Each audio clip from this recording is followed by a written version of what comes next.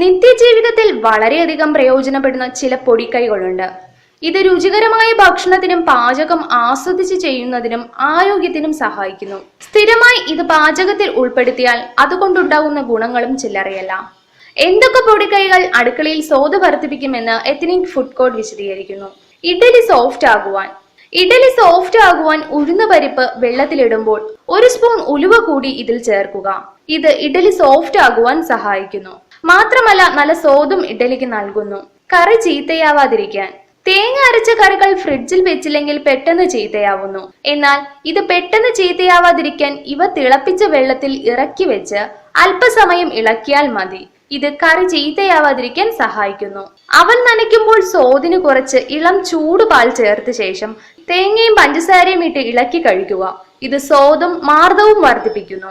ഇടിയപ്പത്തിന് മാർദ്ദവം വർദ്ധിപ്പിക്കുന്നതിന് ഇടിയപ്പത്തിന് കുഴയ്ക്കുന്ന മാവിൽ അല്പം നല്ലെണ്ണ ചേർത്ത് കുഴച്ചാൽ മതി.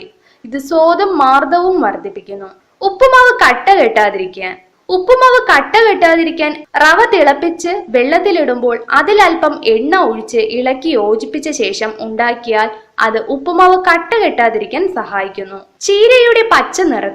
ചീര വേവിച്ചു കഴിഞ്ഞാൽ അതിന്റെ നിറം മാറുന്നു. എന്നാൽ ചീരയുടെ നിറം മാറാതിരിക്കാൻ വെള്ളത്തിൽ അല്പം ഉപ്പ് ചേർത്ത് വേവിച്ചാൽ മതി. ഇത് പച്ച നിറത്തിൽ തന്നെ ചീര ഇരിക്കാൻ സഹായിക്കുന്നു. പരിപ്പ്